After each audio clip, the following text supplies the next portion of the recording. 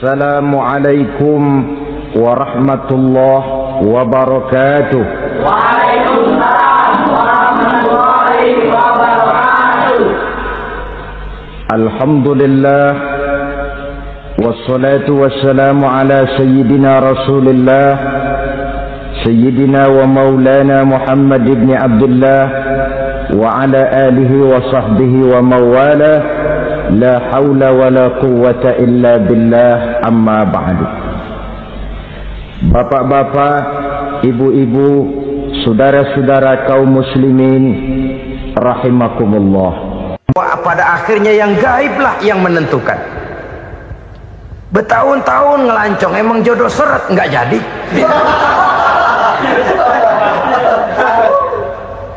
Begitu kenal baru setengah malam nginep ditangkap hansip kan. Hal-hal semacam itu kadang-kadang kita berpikir suuzon, gilet, perempuannya cakep banget, lakinya rebek amat. Memang begitulah jodohnya. Memang begitulah jodohnya. Saudara hadirin ma'asyiral muslimin yang saya hormati, jadi hal-hal yang konkret saja kita yakini sepenuhnya ditentukan oleh satu superpower yang gaib itu tadi.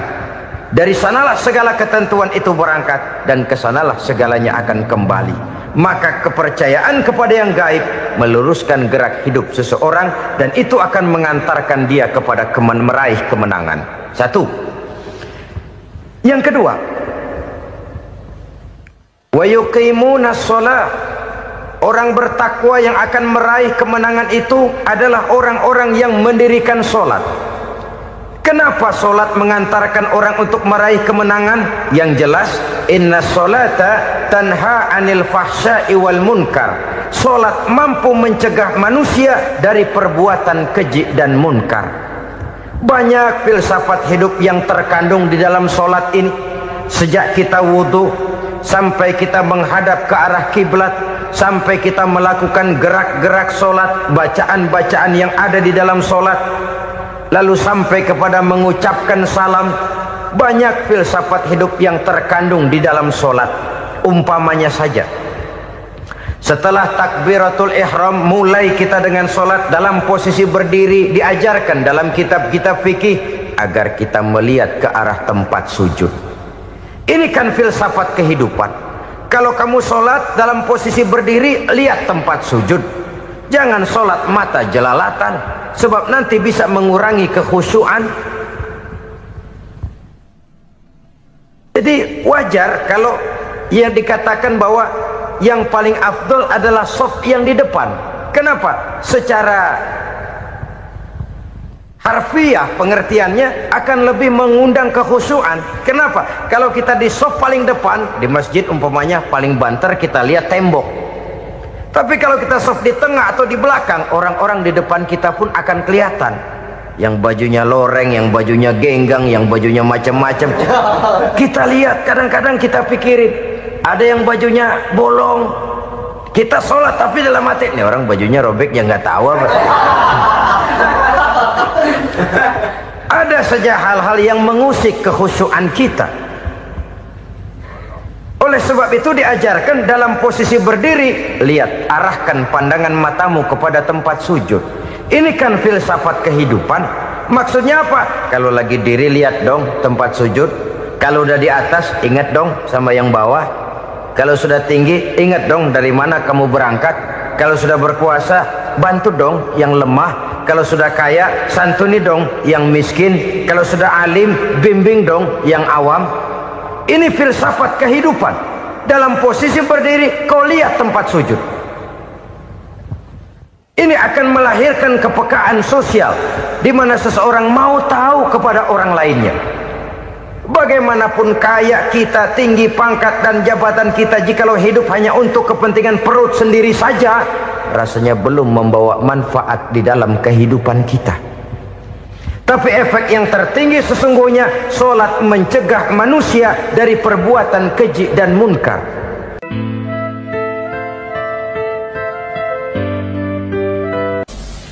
Bapak-bapak, ibu-ibu, saudara-saudara kaum muslimin rahimakumullah. Di dalam kehidupan kita sebagai seorang muslim, minimal 5 kali dalam sehari semalam kita mendengar seruan untuk mendirikan solat yang disebut azan. Ada kalimat menarik di dalam kalimat azan itu, yakni seruan hayya 'alal falah, marilah menuju kepada keberuntungan, marilah meraih kemenangan. Seruan ini adalah kecenderungan dari setiap manusia, apapun warna kulitnya. Artinya, setiap orang dalam hidup selalu ingin meraih dan mencari kemenangan.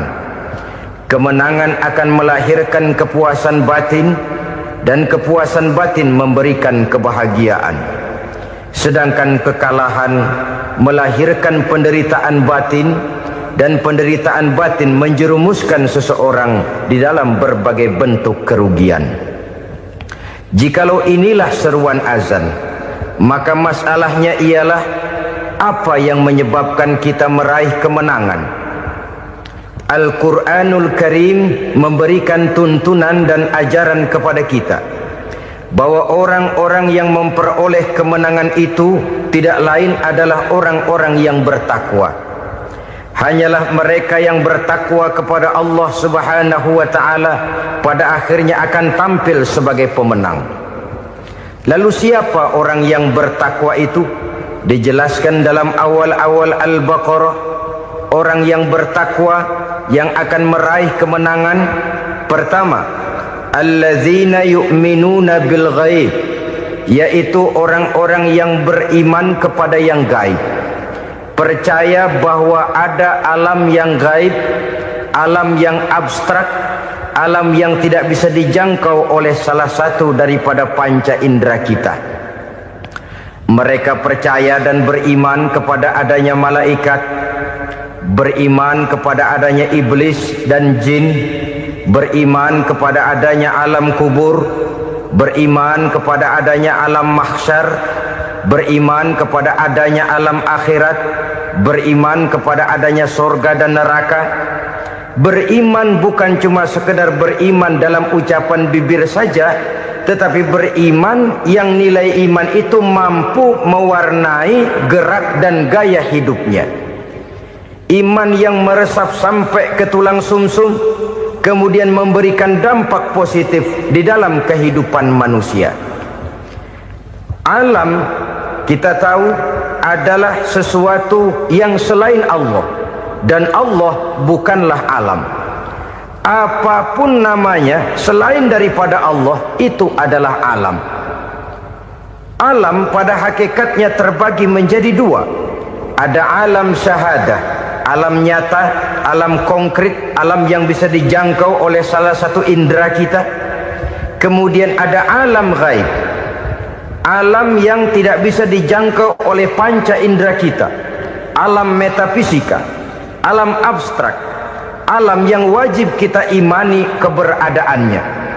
Kita percaya bahwa malaikat itu ada, kita percaya kepada jin, bahwa jin itu ada, kita percaya kepada adanya iblis dan setan. Bukan percaya kepada iblis dan setannya, percaya bahwa iblis dan setan itu ada. Itu termasuk salah satu daripada sifat orang yang bertakwa kepada Allah. Saudara-saudara kaum muslimin rahimakumullah, kecenderungan pembangunan yang lebih bersifat materialistis biasanya menggeser aspek kehidupan rohani. Orang berpikir empiri, dan dalam pola pikir yang demikian maka alam gaib tidak lagi mendapat perhatian. Aspek kehidupan yang bersifat rohaniah malah mulai ditinggalkan. Akibatnya terjadilah kepincangan di dalam kehidupan kita. Pernah ada satu pengalaman pribadi dalam perjalanan kembali ke tanah air. Dalam pesawat di sebelah kanan saya duduklah seorang Jerman namanya Heiner Simonsen. Iseng saya ajak kenalan, saya ajak ngobrol, saya tanya dia. Saya bilang, Mas Henner ini, kalau pesawat yang kita tumpangi ini jatuh ke bawah, kira-kira apa yang bakal terjadi, Mas? Dia bilang, kita semua akan mati. Begitu? Iya. Oke. Apa itu mati? Tanya saya. Dia bilang, untuk tahu apa itu mati, kita harus tahu lebih dahulu apa itu hidup. Saya pikir nih bule bisa ngomong juga.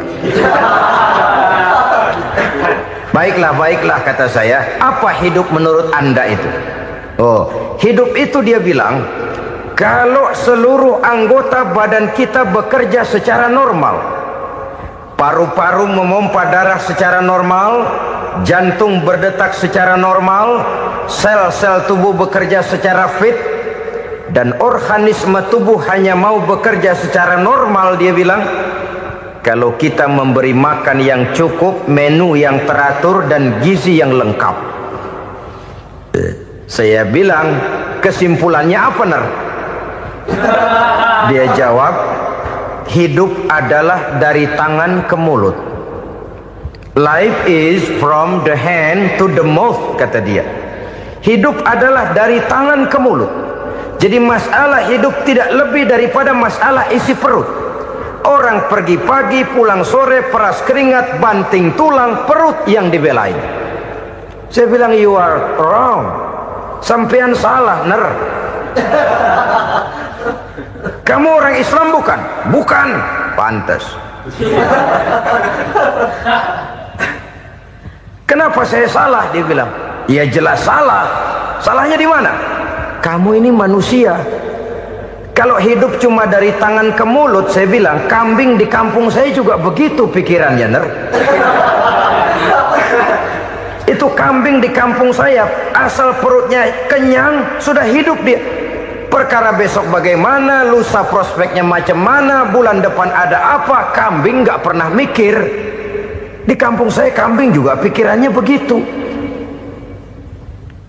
Kamu Kristen ya? Tadinya. Loh kok tadinya, lalu apa sekarang kamu ini? Dia bilang, sekarang saya netral. Saya tidak beragama, tapi saya percaya kepada Tuhan sebagai pencipta alam. Saya ingat benar dia bilang, I haven't any religious, but I believe to God as the creator of the world. Kenapa bisa netral begitu, Ner? Habis saya bingung katanya. Islam bilang Islam baik, Kristen bilang Kristen baik, Hindu Buddha bilang Hindu Buddha baik, semua agama baik. Saya netral sekalian, nggak beragama. Yang penting saya percaya kepada Tuhan. Saya bilang, Ner, kamu ini kayak orang mau beli celana, lalu bingung. Yang satu bilang Levi's bagus, yang satu bilang Blue Jean hebat, yang satu bilang Wool England hebat. Celana ini hebat, celana itu bagus, celana ini hebat. Semua celana bagus, kamu bingung. Akhirnya netral, tidak pakai celana. Itu juga salah. Saya pikir-pikir, kemudian saya melihat bahwa dua pola berpikir Henner ini nampaknya sudah mulai menggejala di lingkungan masyarakat bangsa kita. Disadari atau tidak, secara jujur kita harus berkata, dua pola pemikiran Henner ini mulai berkembang di tengah masyarakat bangsa kita. Pertama, pola pikir materialisme. Hidup adalah dari tangan ke mulut.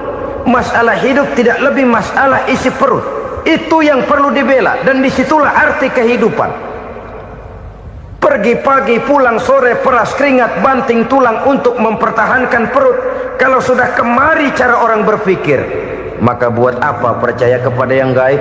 Untuk apa sholat? Untuk apa puasa? Untuk apa zakat? Untuk apa menghadiri majelis taklim? Tanpa kepercayaan kepada yang gaib, hidup berjalan menurut alur empiris dan materialis. Kalau sudah ke sana cara orang berpikir, biasanya orang lalu cenderung menghalalkan segala cara. Hanyalah orang yang percaya bahwa akhirat ada, hanyalah orang yang percaya bahwa alam kubur itu ada, hanyalah orang yang percaya bahwa malaikat itu ada, hidupnya akan lebih terarah dan terkendali. Karena kepercayaan kepada yang gaib, yang merupakan fase daripada kehidupan setelah hidup yang sekarang ini, mewarnai gerak pribadi seseorang di dalam dia melakukan kegiatan hidupnya. Pola berpikir materialisme, disadari atau tidak, mulai menggejala di lingkungan masyarakat bangsa kita. Hidup tidak lebih dari urusan tangan ke mulut, mulut ke tangan, tangan ke mulut. Asal perut sudah kenyang, hiduplah sudah. Perkara bagaimana prospek hari yang akan datang, bagaimana akhirat, tidak jadi persoalan. Ini yang oleh Nabi diperingatkan, ad-dunya sijnul mu'min wa jannatul kafir. Dunia adalah penjara bagi orang beriman dan surga bagi orang kafir. Dulu di zaman Belanda hadis ini pernah disalah tafsirkan, disalah artikan, digunakan sebagai senjata untuk mengkebiri dan membuat impoten umat Islam. Sudahlah umat Islam gak usah macam-macam, kata Belanda. Dunia ini kan penjara buat orang Islam, surga buat orang kafir. Di penjara jangan bertingkah.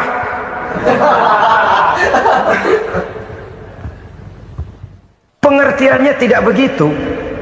Dunia adalah penjara bagi orang mukmin. Artinya dalam kehidupan dunia seorang mukmin tidak bebas memperturutkan hawa nafsunya. Di penjara hawa nafsunya. Sebaliknya surga bagi orang-orang kafir. Buat orang kafir surgalah dunia ini. Mereka bebas memperturutkan hawa nafsunya, dilarang tidak terlarang, dicegah pun tidak tercegah. Mereka hidup menurut alur bisikan nafsu mereka sendiri. Kemudian bila ajal datang, maut merenggut nyawa, selesailah surganya sampai di situ. Maka bagi orang-orang yang tidak percaya kepada adanya akhirat, kepada adanya alam gaib, surganya sebatas umurnya. Sekali lagi, surganya sebatas umurnya. Bila umur selesai, ajal pun datang merenggut nyawa, selesailah sudah surganya sampai di situ. Alangkah pendeknya perjalanan orang-orang yang tidak percaya kepada alam gaib ini. Bagi kita mukmin, jikalau kita mampu memenjarakan hawa nafsu, kita bisa bahagia di dunia ini. Dan Islam memang tidak menyuruh kita sengsara di dunia. Raih dunia, kejar dunia, gapai dunia sebagai alat untuk mencapai kebahagiaan di akhirat nanti. Hidup adalah satu perjalanan panjang yang terbentang sejak kita terlahir dari alam rahim sampai kepada alam akhirat nanti. Andai kata kita gagal meraih kebahagiaan di dunia, toh kita masih punya akhirat. Tapi jangan jadi dalil yang melemahkan semangat. Biarin dah kita di dunia kebelangsak, yang penting akhirat. Akhirnya dunia benar-benar kebelangsak. Bagaimana dunia ini bisa kita raih, dan bagaimana meraih dunia untuk menunjang kepentingan akhirat nanti. Yang kedua, dari pikiran Heiner yang saya lihat menggejala di lingkungan masyarakat bangsa kita, timbulnya manusia-manusia netral. Seolah-olah Tuhan yes, agama no. Sama Tuhan percaya, agama ogah. Tuhan ngangguk, giliran agama godeng. Padahal hampir dalam setiap ayat dalam Quran, kata-kata amanu biasanya bergandeng dengan wa amilus sholihat. Iman dan amal soleh. Ini sebagai isyarat Tuhan dan agama jangan pernah dipisah-pisah. Apabila kita bertuhan, maka kita harus beragama. Apabila kita beragama, maka agama itu harus bersumberkan dari Tuhan yang kita imani itu. Tidak mungkin kita pisah, Tuhan yes, agama no. Sama Tuhan percaya tapi agama bikin sendiri. Sembayangnya cukup bengong 2 jam madep mulon.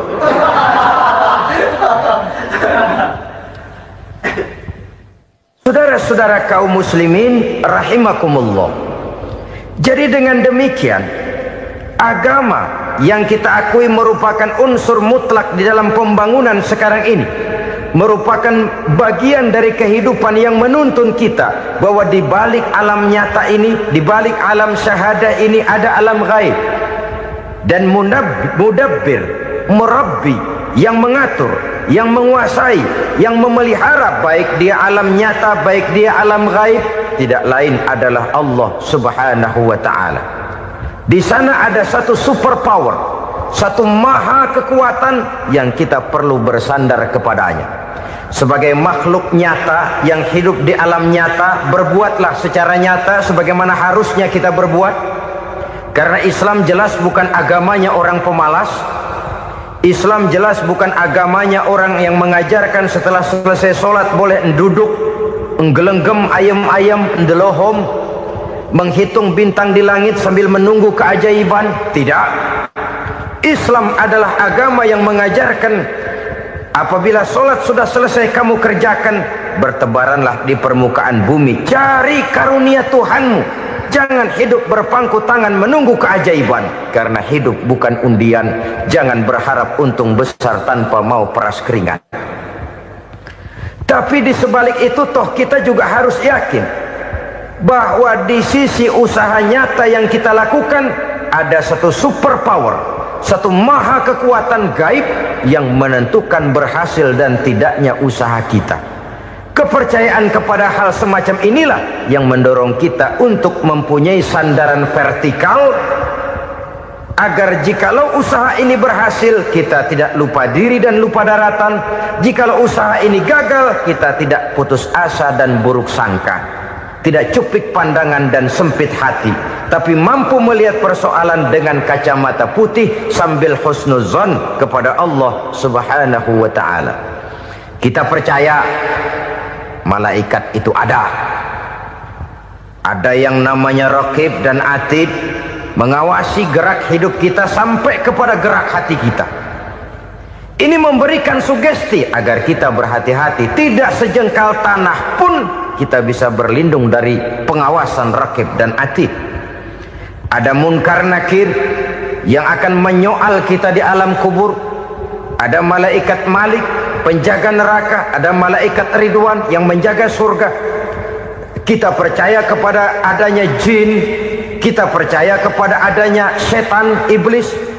Percaya kepada adanya, bukan mempercayai si setan, si iblis lalu menjadikannya sebagai teman. Tidak. Percaya bahwa mereka itu ada dan merupakan makhluk Allah yang gaib yang diciptakan Allah Azza wa Jalla. Kepercayaan kepada alam gaib memberikan motivasi terhadap gerak lahir manusia, sehingga dengan motivasi kepercayaan kepada yang gaib, gerak lahir jadi lebih terarah, jadi lebih terpelihara. Pernah seseorang bertanya, "Pak, apakah adanya akhirat bisa dibuktikan secara ilmiah?" Saya bilang tidak bisa, tidak bisa. Kenapa? Karena yang berangkat nggak pernah pulang kembali lagi. Kalau dia pulang kemari bisa kita tanya bagaimana enak di sono. Cuma secara moral saya katakan, lebih beruntung orang yang percaya kepada akhirat daripada yang tidak. Sekarang saudara percaya akhirat ada, lalu saudara baik-baik di dunia, sholat, puasa, zakat, menolong orang lain, menebarkan kebajikan. Saudara mati, andai kata akhirat tidak ada, toh dalam hidup saudara sudah berbuat baik. Paling tidak nama saudara akan dikenang sebagai orang baik. Sebaliknya, saudara percaya, kata saya, bahwa akhirat tidak ada, lalu hidup semau-maunya, tenggelam dalam maksiat dan munkarat, menentang Allah, tidak mau ruku dan sujud. Lalu saudara mati, kemudian akhirat ada, ayo mau apa? Bekal tidak punya. Jadi secara moral lebih beruntung orang yang percaya kepada adanya akhirat daripada yang tidak percaya. Dan itu alam gaib yang tidak bisa dibuktikan secara eksat. Jangankan untuk membuktikan seperti itu, dalam kehidupan sehari-hari saja yang kita rasakan tidak selalu berbentuk toh. Angin, bagaimana sih bentuknya angin?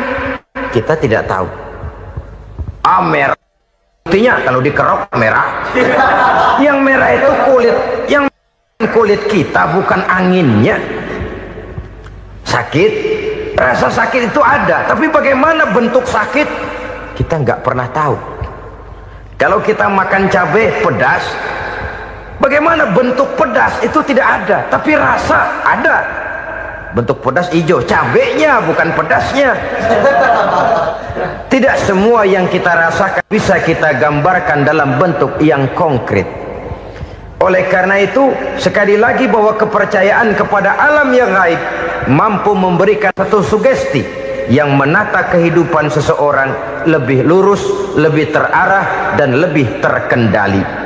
Maka wajar kalau kepercayaan kepada yang gaib mengantarkan seseorang untuk meraih kemenangan. Kenapa? Dia percaya kepada yang gaib, bahwa akhirat ada, bahwa alam kubur ada, bahwa pertanggungan jawab itu ada. Maka dia lalu tidak hidup saenae udele dewe, itu loh. Tidak hidup menurut seleranya sendiri, terarah, teratur. Ini cirinya yang pertama. Orang bertakwa yang akan meraih kemenangan, mereka beriman, mereka percaya kepada yang gaib. Bahkan hal-hal konkret saja selalu berangkat dari yang gaib. Saudara-saudara, para remaja, para pemuda sekarang ini tidak pernah tahu toh siapa yang akan jadi teman hidup saudara. Kita bisa saja ngerancang, mentargetkan, tapi toh akhirnya yang namanya jodoh bukan kekuasaan kita. Rezeki di luar kemampuan kita. Begitu juga ajal, maut, jodoh, ajal adalah contoh-contoh konkret bahwa pada akhirnya yang gaiblah yang menentukan. Bertahun-tahun ngelancong, emang jodoh seret nggak jadi.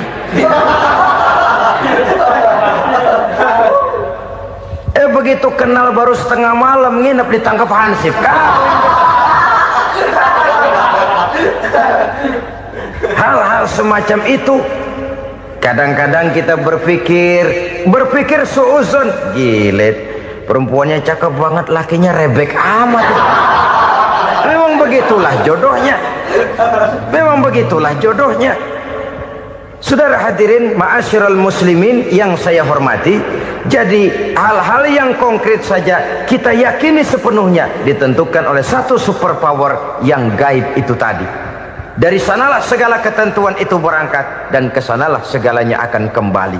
Maka kepercayaan kepada yang gaib meluruskan gerak hidup seseorang dan itu akan mengantarkan dia kepada meraih kemenangan. Satu. Yang kedua, wa yuqimunas shalah. Orang bertakwa yang akan meraih kemenangan itu adalah orang-orang yang mendirikan sholat.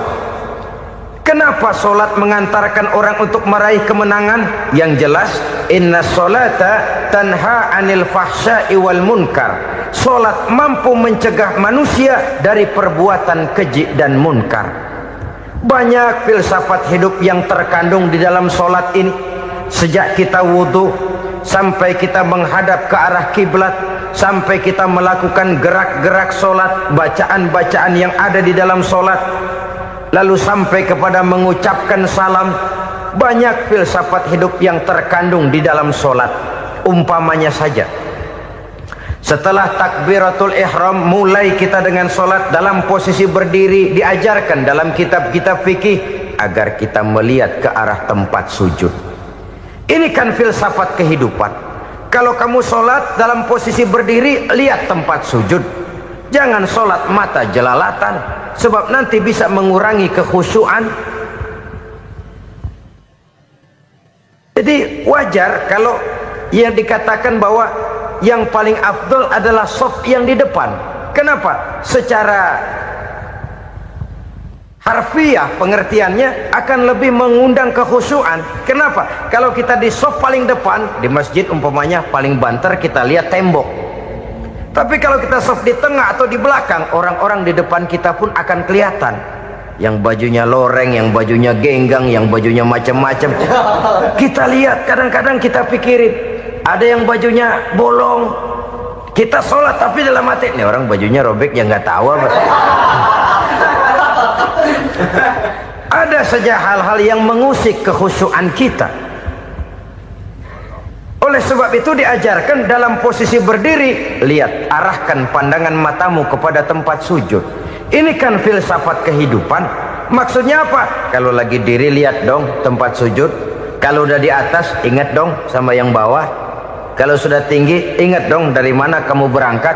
Kalau sudah berkuasa, bantu dong yang lemah. Kalau sudah kaya, santuni dong yang miskin. Kalau sudah alim, bimbing dong yang awam.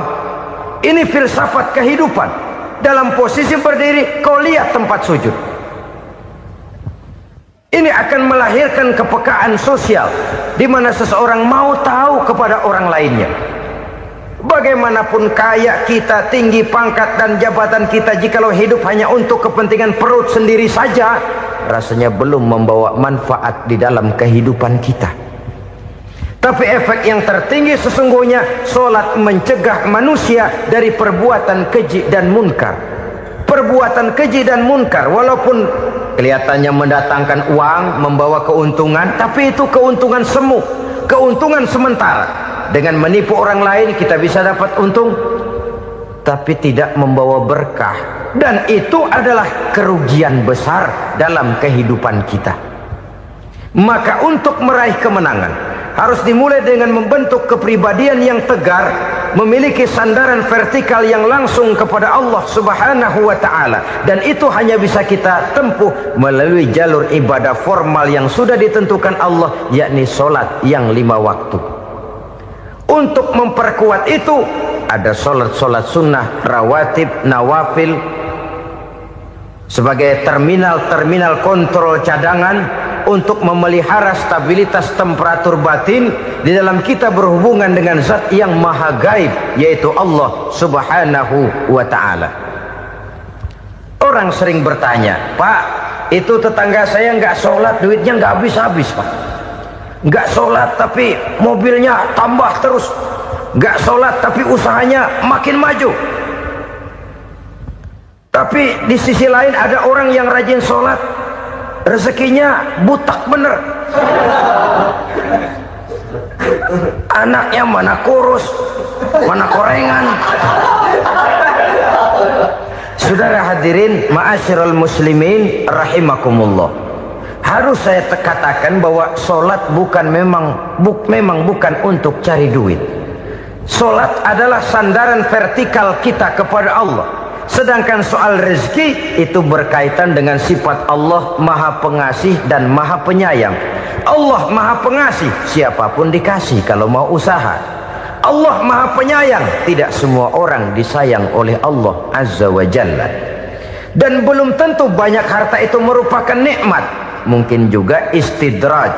Artinya istidraj itu dikasih tapi diambulin, kalau bahasa Betawinya itu. Dikasih tapi diambulin, itu bukan merupakan nikmat sesungguhnya, lebih merupakan azab dari Allah Subhanahu wa ta'ala.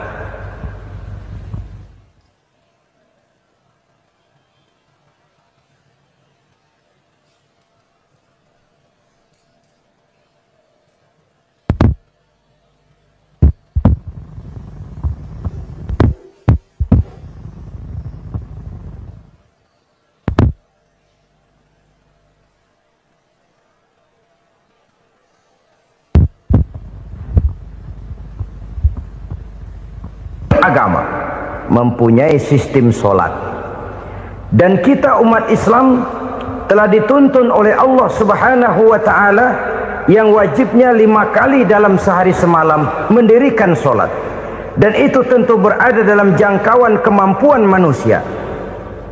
Pada awalnya barangkali kita memang merasa solat itu satu kewajiban, tapi semakin kita hayati makna, manfaat dan filsafat yang terkandung di dalam ajaran solat, semakin sampai kita kepada keyakinan bahwa solat adalah keperluan kita.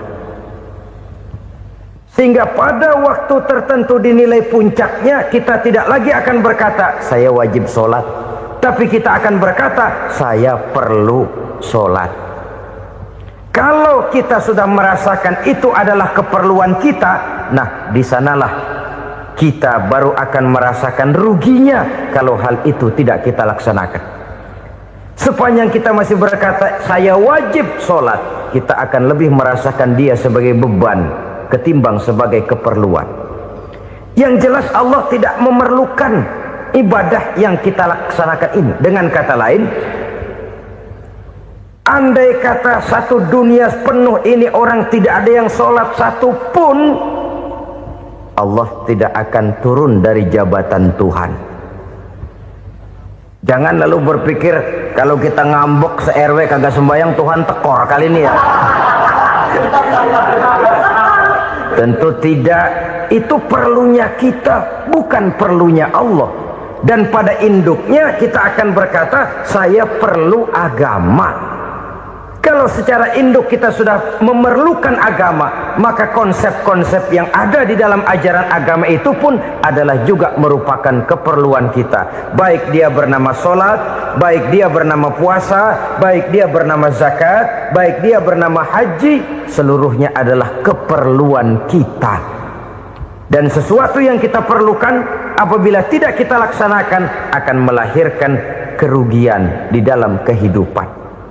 Jangan heran kalau kita membaca riwayat perjalanan hidup para salafus soleh, orang-orang soleh. Ada yang tahajud sampai 100 rakaat, ada yang sholat malam kakinya sampai bengkak. Kita sekalinya bengkak biri-biri. Ada yang sholat membaca surah dalam Al-Quran sampai khotam Quran. Kok mau? Mereka sudah merasakan itu keperluan. Itu saja soalnya. Satu saat pun jikalau kita merasa bahwa itu keperluan saya, kita pun akan melaksanakan seperti itu. Keperluan saya dalam kehidupan. Inilah yang kedua. Yang ketiga, orang bertakwa yang akan meraih kemenangan itu, wa mimma razaqnahum yunfikun. Mereka membelanjakan sebagian daripada rezeki yang diberikan Allah kepada mereka. Mereka infakkan di jalan Allah. Ada satu dialog menarik. Satu hari seorang anak muda bertemu dengan seorang kakek-kakek yang sudah dikenalnya baik. Bertanyalah anak muda ini, "Kek, umur kakek berapa tahun?" 15 tahun, kata si kakek. Anak kakek berapa orang? 1. Harta kakek berapa banyak? 15 juta. Si anak muda ini bengong. Lalu protes, "Kok kakek bohongin saya?" "Kenapa?" "Saya tahu umur kakek 70 tahun. Kenapa ngaku 15? Saya tahu anak kakek 5. Kenapa bilang 1? Saya tahu kakek miliuner, miliaran uang kakek. Kenapa ngaku cuma 15 juta? Begini, kata si kakek tadi. Benar, umur saya 70 tahun. Tapi dari umur yang 70 tahun itu baru 15 tahun terakhir ini saya merasakan ibadah kepada Allah. Meninggalkan maksiat, jauh dari segala macam munkarat. Maka yang 15 tahun inilah yang benar-benar saya rasakan sebagai umur saya. Benar anak saya 5, tapi yang 4 susah diatur. Cuman 1 rasanya nih yang bakal jadi si buah hati belahan jantung berlanjut cerita penerus sejarah. Cuma 1 ini yang saya harapkan, yang akan jadi anak soleh, yang akan membuat saya menerima pensiunan pahala. Kalau yang 4 apek dah, nggak ada harapan. Yang 1 nyekek botol melulu. Oh begitu, iya. Lalu kenapa kakek bilang harta kakek cuma 15 juta padahal saya tahu kakek uangnya miliaran, depositonya banyak? Ya karena 15 juta itulah yang saya ingat yang pernah saya belanjakan di jalan Allah. Saya merasa itulah harta saya yang sebenarnya. Yang miliaran yang saya simpan di bank kelak kalau satu saat saya mati akan jadi rebutan di antara anak-anak saya. Iya kalau anak saya soleh kayak yang 1 ini. Kalau yang 4 tadi udah tulen dia bakal berantem dah berebut tuh. Jadi 15 juta yang saya belanjakan di jalan Allah inilah yang saya merasakan benar-benar harta saya yang sesungguhnya. Dialog ini patut menjadi bahan renungan kita bersama. Diberikan kita umur 40, 50, 60, 70, 80. Berapa tahun dari umur yang diberikan itu yang jalan mulus, yang kita gunakan untuk melaksanakan ibadah? Banyak harta kita simpan di bank, di lemari, di dompet, di tas. Tapi berapa yang sudah kita depositokan di jalan Allah yang akan menemani kita di hari kita kembali nanti?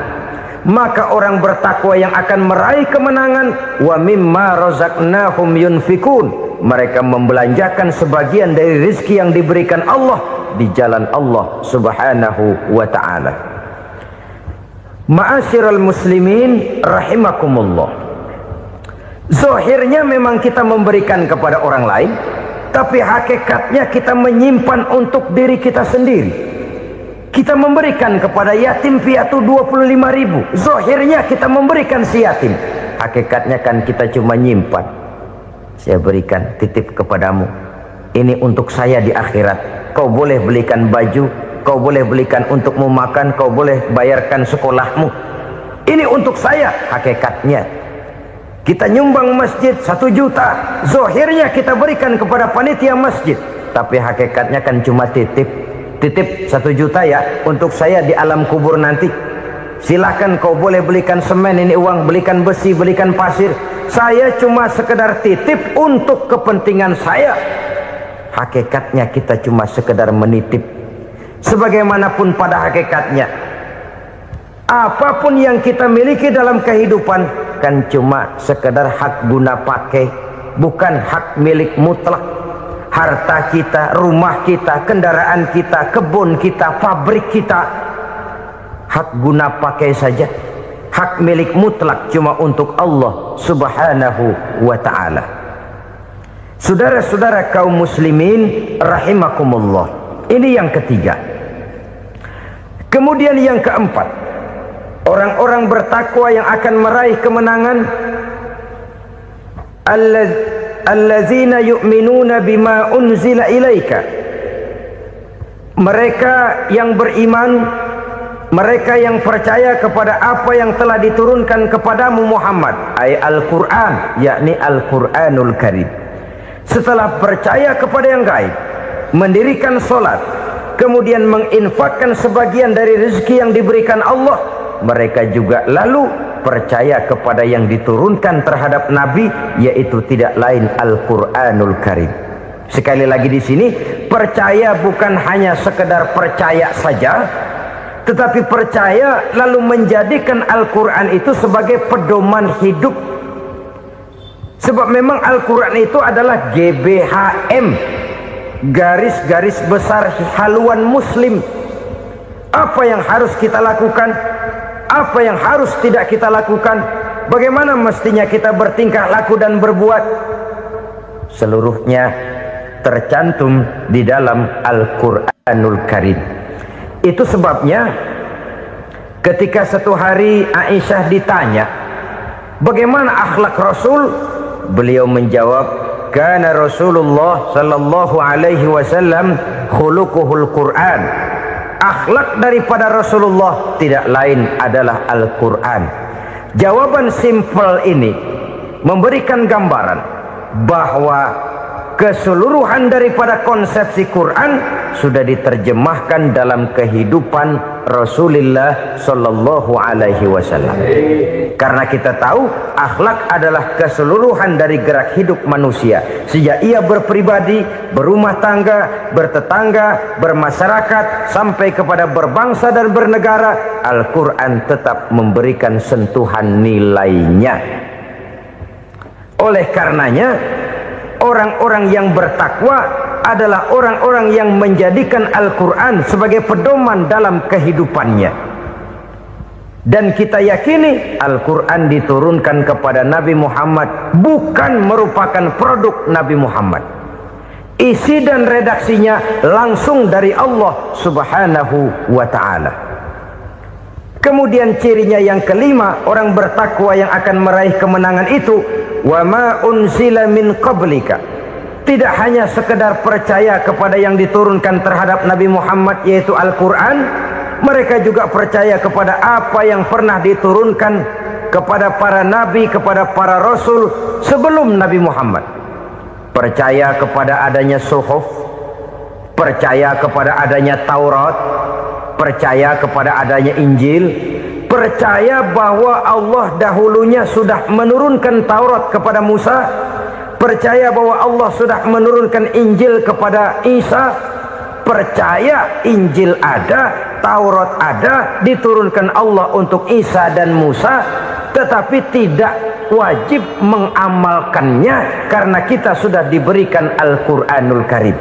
Ini yang perlu saya garis bawahi. Kita percaya Allah telah menurunkan Injil dahulu kepada Isa. Kita percaya bahwa Allah telah menurunkan Taurat dahulunya kepada Nabi Musa. Kadang-kadang ini dijadikan dalih, dikacaukan pengertiannya. Quran saja mengajarkan bahwa orang yang bertakwa harus percaya kepada Injil, maka pakailah Injil. Apalagi kalau ayat sebelumnya ditilap, dihapus, dihilangkan, Injilnya yang ditekankan, maka akan terjadilah penekanan yang salah arah. Karena salah arah akhirnya bisa merusak dan menghancurkan akidah. Ketika Rasul suatu saat pernah ditanya orang, "Ya Rasul, bagaimana sikap kita sebagai muslim terhadap Injil yang ada sekarang?" Beliau menjawab, "La tukadzibuhu jami'an wa la tusaddiquhu jami'an." Jangan didustakan seluruhnya, jangan juga dibenarkan semuanya. Artinya, ini sudah merupakan gambaran dari Rasul bahwa dalam Injil yang ada sekarang masih ada ajaran-ajaran tauhid yang dibawa oleh Nabi Isa dan diajarkan kepada umatnya. Tapi juga dalam Injil yang sekarang ini sudah terkena intervensi dan investasi manusiawi. Karena itu Rasul menyimpulkan, la tukadzibuhu jami'an wa la tusaddiquhu jami'an. Jangan didustakan semua, jangan dibenarkan seluruhnya. Kita memang percaya Allah telah menurunkan Injil kepada Nabi Isa dulu, tapi kita tidak wajib mengamalkan Injil. Kita percaya Allah telah menurunkan Taurat kepada Nabi Musa, tapi kita tidak wajib mengamalkan kitab ajaran Taurat. Yang wajib kita percayai dan kita amalkan hanyalah Al-Quranul Karim. Kenapa? Oleh karena baik yang ada di dalam Taurat, baik yang ada di dalam Injil, tentu tercakup di dalam Al-Quran sebagai kitab terakhir yang diturunkan oleh Allah Subhanahu wa Ta'ala. Dan itu wajar. Kalau seorang pejabat mau mengeluarkan satu keputusan baru, tentu dia harus meninjau keputusan-keputusan lama. Andai kata dianggap tidak berlaku, dianggap tidak relevan lagi, maka keputusan-keputusan lama itu tentu sudah dianggap tidak berlaku. Sebagian daripada aturan-aturan dalam keputusan lama yang masih dianggap relevan tercantum dalam keputusan baru yang wajib diamalkan. Begitulah hubungannya antara Al-Quran, Taurat, Zabur, dan Injil. 4 kitab samawi yang diturunkan Allah masing-masing kepada Zabur untuk Nabi Daud, Taurat untuk Nabi Musa, dan Injil untuk Nabi Isa alaihi wassalatu wassalam.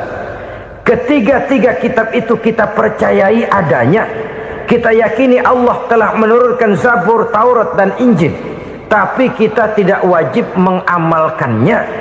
Yang wajib kita mengamalkannya sekarang ini tidak lain hanyalah Al-Quranul Karim saja, karena ia mencakup apa yang ada di dalam Zabur, apa yang ada di dalam Taurat, dan apa yang ada di dalam Injil. Keotentikannya bisa dipertanggungjawabkan. Ya, tapi kan Nabi Muhammad sudah mati 14 abad yang lalu, dan di zaman beliau Al-Quran kan belum dikodifikasikan, belum ditulis. Bagaimana keotentikannya bisa dipertanggungjawabkan? Mudah saja. Allah berjanji, inna nahnu nazzalna dzikra wa inna lahu lahafizun. Kami yang menurunkan Al-Quran dan kami yang akan menjaga dan memeliharanya. Allah turunkan Quran, Allah menjaganya. Bagaimana cara Allah menjaga Al-Quran itu? Banyaknya orang-orang yang hafaz Al-Quran. Hafaz Al-Quran 30 juz, 114 surah, 6.666 ayat. Sehingga jangankan satu kata, jangankan satu ayat, satu kalimat saja berubah sudah akan timbul reaksi dan mudah dimengerti. Kenapa? Banyak orang-orang yang hafaz Al-Quran. Sedangkan pada setiap akhir tahun biasanya malaikat Jibril selalu mengadakan checking terhadap ayat-ayat yang diturunkan pada waktu itu. Di zaman Nabi sendiri sudah ada usaha kodifikasi. Dan yang lebih luar biasa lagi, sampai hari ini tidak seorang pun mampu membuat satu ayat saja semacam Al-Quran. Ke bahasa manapun dia diterjemahkan, naskah aslinya tetap ikut, rujukan dasarnya tetap ada. Berdasarkan itu, maka tidak mungkin terjadi penyelewengan terhadap atau pemalsuan terhadap ayat-ayat Al-Quranul Karim. Kesuciannya, keotentikannya, kemurniannya bisa dipertanggungjawabkan. Ma'asyiral muslimin rahimakumullah. Oleh karenanya, konsepsi dasar daripada ajaran Islam ini memang tidak lain adalah Al-Quran dan Sunnah. Isi daripada agama Islam yang merupakan iman, Islam dan ihsan, konsepsi dasarnya tidak lain adalah Al-Quran dan Sunnah Rasulullah Sallallahu Alaihi Wasallam. Maka yang kita perlukan sekarang ini adalah terjemahan Al-Quran di dalam kehidupan kita. Dengan demikian, maka gaya kehidupan yang lebih Qurani itulah yang kita dambakan. Kita perlu memang terjemahan Quran dalam bahasa Inggris, dalam bahasa Belanda, dalam bahasa Jepang, tapi yang lebih kita perlukan adalah terjemahan Quran di dalam kehidupan kita. Konsekuen, tidak memanipulasi, ringan sama kita jinjing, berat sama kita pikul. Jangan kalau lempengan ayat Quran tuh kira-kira enak diamalin, keras teriakan kita. Giliran kira-kira ayat Quran itu mukul kepala kita sendiri, diam kita. Itu ciri yang pernah disindir Allah dalam awal-awal Baqarah juga. Ciri beragamanya orang yang munafik. Kullama adha'a lahum masyawfi, kata Allah, wa iza azlama alaihim qamu. Apabila terang mereka jalan, apabila gelap mereka berhenti. Artinya, kalau kira-kira di Islam nguntungin, rame-rame pada teriak Islam. Tapi ketika diminta untuk berjuang, ketika dituntut untuk berkorban, rame-rame mengundurkan diri. Nasib agama tidak ubahnya seperti daun pisang yang dikait orang di tepi jalan lantaran tak berpayung di ketika hari hujan. Manakala hujan usailah sudah, daun itu pun dicampakkan di tepi jalan, diinjak pula orang nan lalu. Artinya, orang menjadikan agama cuma sebagai lipstick, decoration only, tidak konsekuen. Hanya pada saat-saat kelihatannya Islam membawa keuntungan, rame-rame orang teriak-teriak tentang Islam. Tapi jikalau diminta berjuang, jikalau dituntut untuk berkorban, biasanya rame-rame juga mengundurkan diri. Jangan heran kalau mayoritas hitungan kita, tapi minoritas peranan kita. Kuantitas kita dalam jumlah, tapi dalam kualitas kita lebih sering jadi penonton daripada jadi pemain. Padahal itu sangat tidak boleh terjadi. Umat Islam di Indonesia harus bangkit. Umat Islam di Indonesia harus sadar akan keberadaannya. Tidak boleh hanya jadi penonton berpangku tangan. Karena memang agama kita juga mengajarkan untuk konsekuen di dalam menjabarkan ajaran-ajaran daripada agama kita. Kita sering menjadi jatuh menjadi umat yang lemah oleh karena kita ini tidak pandai menggalang kebersamaan yang diakibatkan tidak konsekuennya kita. Diistilahkan bahwa umat Islam di dalam menggalang kebersamaannya itu harus seperti orang main sepak bola. Saudara-saudara kan tahu orang main sepak bola itu. Orang main sepak bola, kalau pertandingan belum dimulai sih silakan saja kumpul di luar lapangan, atur strategi yang baik. Tapi kalau pertandingan sudah dimulai, turun ke lapangan hijau, jangan kumpul terus. Ada sepak bola gotong royong, mundur-mundur rame-rame, depan ke depan kumpul melulu mainnya. Kalah. Orang main sepak bola itu ya harus ada penyerang tengah, harus ada penjaga gawang, harus ada strikernya, harus ada kiri luarnya, kanan dalamnya yang jadi backnya. Posisi boleh bermacam-macam, tapi yang penting saling ngoper untuk menggolkan gawang lawan. Begitulah umat Islam ini. Boleh ada yang jadi pejabat, boleh ada yang jadi pengusaha, boleh ada yang jadi petani, silakan ada yang jadi seniman, ada yang jadi penyair, ada yang jadi artis sekalipun. Tapi kalau sudah berhasil menguasai bola, jangan lupa operannya. Operan itu yang langka. Kita ini muslim kadang-kadang kalau sudah memegang menguasai bola, kalau belum mau mampus, belum mau ngoper. Nanti kalau sudah nggak punya bola, baru mau ngoper. Kalau sudah dengar-dengar mau dekat pensiun, baru mau jihad, baru mau berjuang, baru mau ngurus pesantren. Tanda tangan sudah tidak laku, memo sudah tidak dihargai, baru mau berjuang. Kemarin kemana, Mas? Kita tidak pandai memanfaatkan posisi. Dengan kata lain, kalau kembali kepada persoalan kita, konsekuensi kita terhadap agama yang kita anut ini belum ideal. Kita masih lebih sering berislam ini pada saat-saat yang menurut perhitungan kita membawa keuntungan. Tapi kalau diminta berjuang, dituntut berkorban, yang itu pun hakikatnya adalah untuk kepentingan kita juga. Allah tidak pernah menuntut kita untuk jihad bagi kepentingan Allah, itu tidak. Berjuang menegakkan agama Allah, apakah untuk kepentingan Allah? Tidak. Untuk kepentingan kita. Sebab nilai-nilai jihad itu pada akhirnya akan membawa kita kepada satu kebahagiaan. Setidaknya kalau tidak di dunia, tentu di akhirat sebagai syahid. Oleh karena itu, pada bagian akhir ini saya ingin mengajak, marilah kita konsekuen. Sekali kita berkitabkan Al-Quranul Karim, mari dia kita jadikan pedoman. Jangan cuma kita jadikan sebagai penghias dinding, pelengkap rumah, bahwa di rumah kita ada Al-Quran, tapi yang baca kecoa. Habis pada bolong tuh Quran. Yang penting kan punya Quran.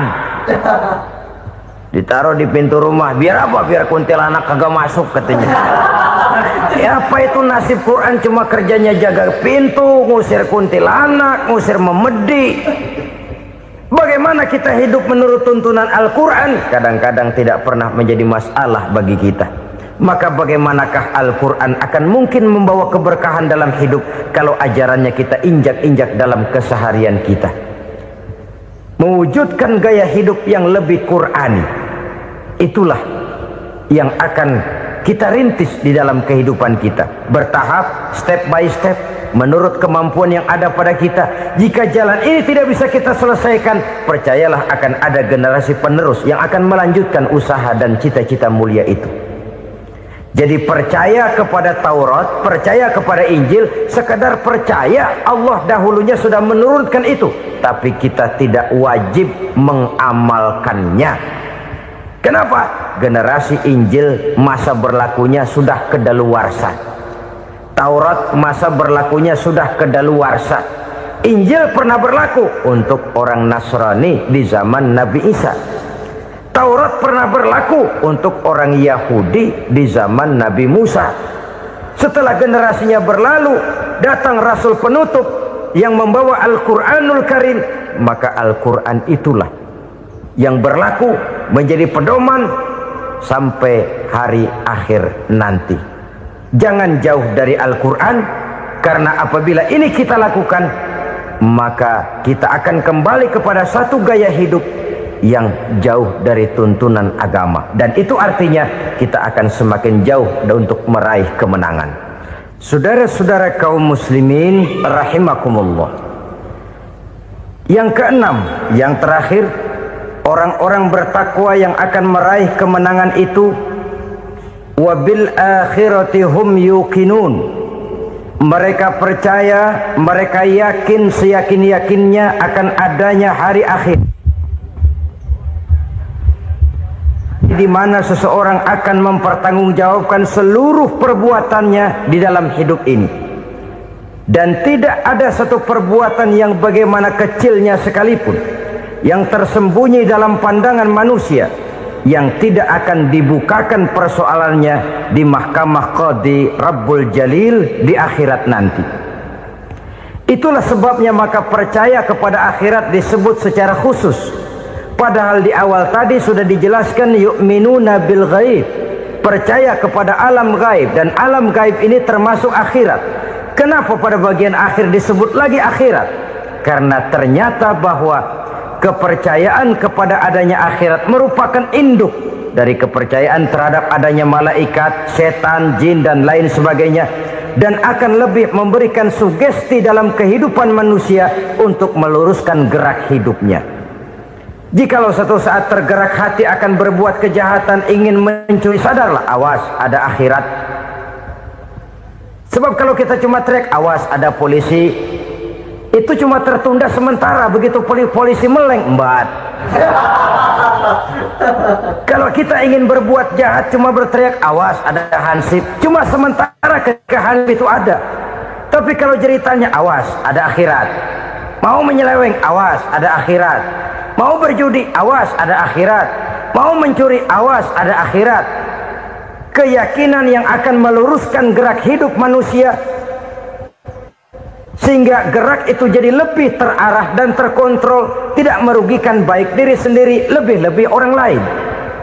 Ternyata bahwa kepercayaan kepadanya adanya hari akhirat sanggup menjadi sumber daya kontrol dari kehidupan manusia, sehingga ia tidak terjebak dalam perbuatan maksiat dan munkarat. Saudara-saudara kaum muslimin, inilah saja yang kita bicarakan pada pertemuan kali ini. Semoga Allah subhanahu wa ta'ala memberikan kekuatan zahir dan batin kepada kita untuk dapat meraih kemenangan dengan beriman kepada yang gaib, mendirikan solat, membelanjakan sebagian dari rezeki yang diberikan Allah, percaya kepada Al-Quran, beriman kepada kitab-kitab yang diturunkan sebelum Al-Quran, lalu meyakini adanya hari akhirat. Terima kasih atas segala perhatian, mohon maaf atas segala kekurangan. Usikum wa nafsi bitaqwallah. Wassalamu alaikum warahmatullahi wabarakatuh. Waalaikumsalam warahmatullahi wabarakatuh. Alhamdulillah, la hawla wa la quwwata illa billah, amma ba'du. Bapak-bapak, ibu-ibu, saudara-saudara kaum muslimin rahimakumullah. Yang celakanya lagi, lahirlah budaya jilat menjilat, upeti, dan lain sebagainya, asal tujuan bisa tercapai. Sementara itu yang miskin ingin cepat menjadi kaya, sedang yang kaya ingin menjadi lebih kaya lagi. Kalau boleh tidak hanya sekedar dia saja yang kaya, anaknya harus kaya, cucunya tidak boleh miskin dan kere, bahkan cucu daripada cucunya pun harus jadi orang-orang kaya. Ini keinginan yang wajar. Setiap orang tua tentu tidak ingin meninggalkan anak cucunya dalam keadaan miskin dan terlunta-lunta. Yang tidak wajar kalau keinginan itu membuat orang lalu menghalalkan segala macam cara, menyalahgunakan fasilitas yang dimilikinya, apalagi kalau dia berada dalam satu posisi di mana seharusnya dia memberikan contoh dan keteladanan. Maka akibatnya timbullah krisis wibawa, yang dari krisis wibawa ini mengendorlah disiplin. Sesungguhnya orang lalai, orang tidak mau berdisiplin karena di mukanya, di matanya, dalam pandangannya tidak ada lagi orang yang dianggapnya berwibawa. Dan wibawa itu hilang oleh karena orang merasa tidak ada keteladanan yang patut dijadikan contoh dalam kehidupannya. Inilah sesuatu yang kurang dirasakan di zaman kita sekarang ini. Bukan kurangnya teori, bukan kurangnya segala macam kaedah dan dalil, tetapi yang kita rasakan sekarang ini kurangnya contoh dan keteladanan dari orang-orang yang seharusnya memberikan contoh dan keteladanan itu. Berangkat dari sejarah dan kehidupan Rasulullah sallallahu alaihi wasallam, keberhasilan yang beliau peroleh, salah satu dasar utamanya ialah satunya kata dan perbuatan. Tidak bermental ganda, tidak bermain minyak di atas air, tidak menggunting dalam lipatan. Lidahnya adalah hatinya, ucapannya adalah perbuatannya, dan apa yang beliau ajarkan kepada orang lain, beliaulah pelaksana pertamanya. Saudara-saudara kaum muslimin rahimakumullah. Sementara itu pada sisi lain, yang miskin ingin cepat menjadi kaya, maka ia terjebak dalam prinsip tujuan menghalalkan cara apapun saja dilaksanakan asal dia bisa segera menjadi kaya. Maka salah satu jalan yang banyak dilaksanakan orang untuk mencapai kekayaan tanpa harus peras keringat dan banting tulang seperti umumnya orang adalah melalui satu jenis permainan yang umumnya kita kenal dengan nama judi. Ada dua bentuk dan pola daripada judi. Walaupun seiring dengan kemajuan ilmu pengetahuan dan teknologi canggih, peradaban manusia semakin tinggi, maka jenis macam judi yang dimainkan oleh manusia ikut-ikut menjadi canggih. Tetapi pada umumnya ada dua jenis macam judi itu. Pertama, ada judi yang dilakukan secara langsung, dalam arti seorang petaruh berhadapan dengan bandar atau orang berhadapan dengan orang. Dari judi yang dilaksanakan secara langsung ini, efek negatif yang segera bisa kita lihat dengan nyata. Pertama, timbulnya rasa dendam dan permusuhan. Walaupun orang nampak duduk berhadap-hadapan, walaupun kelihatannya mereka tertawa satu sama lain, tapi yakinlah itu cuma sekedar kulit saja. Pikiran yang ada dalam benak tiap-tiap orang yang terlibat dalam perjudian tidak lain ialah bagaimana saya bisa mengalahkan lawan main saya. Akibatnya tentu bisa kita pastikan akan timbullah dendam dan permusuhan bagi yang kalah, akan timbullah rasa sombong dan menganggap remeh orang lain bagi yang menang. Yang kedua, lalainya orang kepada apa yang menjadi tanggung jawab dan kewajibannya. Orang bisa lupa kepada anak dan istri. Kalau kepada anak dan istri saja sudah bisa lupa, apalagi kepada yang lain, sebab anak dan istri memang merupakan bagian daripada kehidupan kita. Konon lagi saudara, konon lagi keluarga yang lain, anak istri saja bisa terlupakan oleh penyakit dan permainan yang bernama judi ini.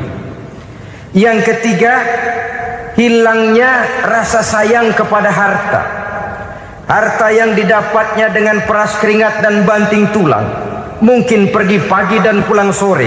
Setibanya dia di meja judi, apalagi uang tadi sudah bertukar dengan dalam bentuk koin, maka rasa sayang kepada harta itu tidak akan pernah ada lagi. Tetapi saudara-saudara, bagaimanapun juga, judi dalam artian langsung semacam ini hanya melibatkan orang-orang tertentu. Artinya selektif. Ada judi yang lebih berbahaya daripada jenis ini, perjudian massal. Taruhlah roulette dan kasino itu judi. Tetapi judi jenis roulette dan kasino ini bahayanya hanya untuk orang-orang tertentu yang memang sudah mapan, kelompok elit. Masa iya bocah angon di kampung main roulette? Apa ia yang tinggal di pinggir kali kenal kasino? Ya entahlah kalau kasino Prambos ya. Dari judi massal semacam ini lahirlah penyakit yang dinamakan tulul amal. Tulul amal, orang yang terlalu panjang angan-angan. Bukan tidak boleh orang bercita-cita, sebab cita-cita itu perlu. Katanya manusia tidak makan masih bisa hidup 1 bulan lebih. Manusia tidak minum masih bisa hidup 3 hari lebih. Tapi manusia tidak punya cita-cita 1 jam pun dia tidak akan bisa hidup. Karena faktor yang membuat kita bergairah menghadapi kehidupan, faktor yang mendorong kita untuk tetap berusaha dan tegar menghadapi resiko, karena adanya cita-cita di dalam kehidupan kita. Tetapi cita-cita tanpa direalisir dengan usaha, cita-cita yang tidak berangkat dari kemampuan yang ada, pada akhirnya hanya akan merupakan cita-cita yang mengawang, tidak akan terwujud dalam kenyataan, dan akan membentuk manusia menjadi orang yang tulul amal, panjang angan-angan, terlalu muluk keinginan, tidak berangkat dari kemampuan dan kesanggupan yang ada pada dirinya sendiri. Maka penyakit inilah yang telah menghasilkan dan melahirkan penghayal-penghayal kelas berat, tukang-tukang ngelamun kelas tinggi yang hidup di angkasa luar. Dan sejarah belum pernah mencatat ada orang menjadi kaya karena judi, itu belum pernah. Saudara lihat saja orang kaya yang namanya Adnan Khashoggi, orang kaya yang namanya Henry Ford, orang kaya yang namanya Aristotle Onassis, orang kaya yang namanya David Rockefeller. Itu seluruhnya menjadi kaya bukan karena mereka terlibat dalam perjudian, tapi karena kerja keras, peras keringat, banting tulang. Dan itu dimulai sejak mereka masih remaja. Sehingga banyak orang besar yang mulai pekerjaannya dengan menjual koran. Artinya berangkat dari A.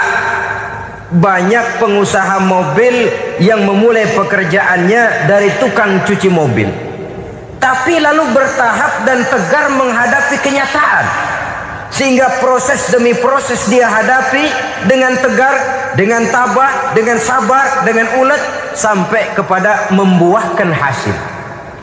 Kita ingin pintas, kayaknya mau, usahanya tidak mau, senengnya mau, peras keringatnya tidak mau. Ini tentunya akan melahirkan kontradiksi di dalam kehidupan. Maka dari jenis perjudian massal semacam ini lahirlah penyakit tulul amal, panjang angan-angan, terlalu muluk cita-cita. Bayangkan saja kalau ini terjadi secara massal, menimpa nasib rakyat kita di pedesaan yang jauh dari keramaian. Tiap hari mereka didina-bobokkan oleh gambaran tentang akan diperolehnya uang dalam jumlah yang banyak dengan angka nol yang berentet. Tiap hari mereka melihat angka-angka itu. Mereka lambat laun akan terseret dalam arus tulul amal ini. Panjang angan-angan, muluk cita-cita, hanya dengan mengandalkan meja perjudian. Akibatnya timbul penyakit yang kedua, yang ketiga, yaitu malas berusaha. Orang kalau sudah terlalu asik berkhayal, menghitung bintang di langit, malas berusaha. Kalau ada temannya kerja jadi buruh kasar, bawa hasil yang merupakan jerih payah dan peras keringat dia, 1 minggu bergaji 10-15 ribu, diketawain. Apaan gaji lu 10 ribu, 15 ribu? Entar gua nih kalau ketembus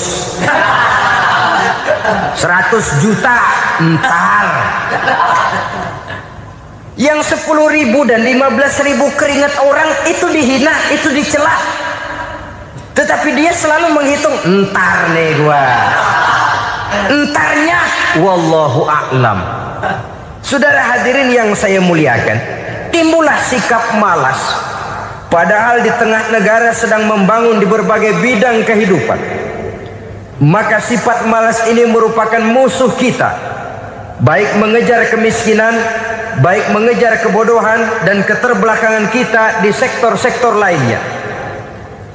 Alangkah akan terganggunya roda pembangunan di negara kita ini jikalau sebagian besar rakyat dihinggapi oleh penyakit malas, yang malas ini dilatar belakangi oleh penyakit tulul amal, terlalu muluk angan-angan, yang angan-angan ini dinina-bobokkan oleh keinginan untuk mendapatkan untung yang besar tanpa peras keringat dan banting tulang. Sasaran yang lebih jauh, dan ini yang paling kita khawatirkan, hancurnya kubu-kubu pertahanan moral daripada bangsa kita.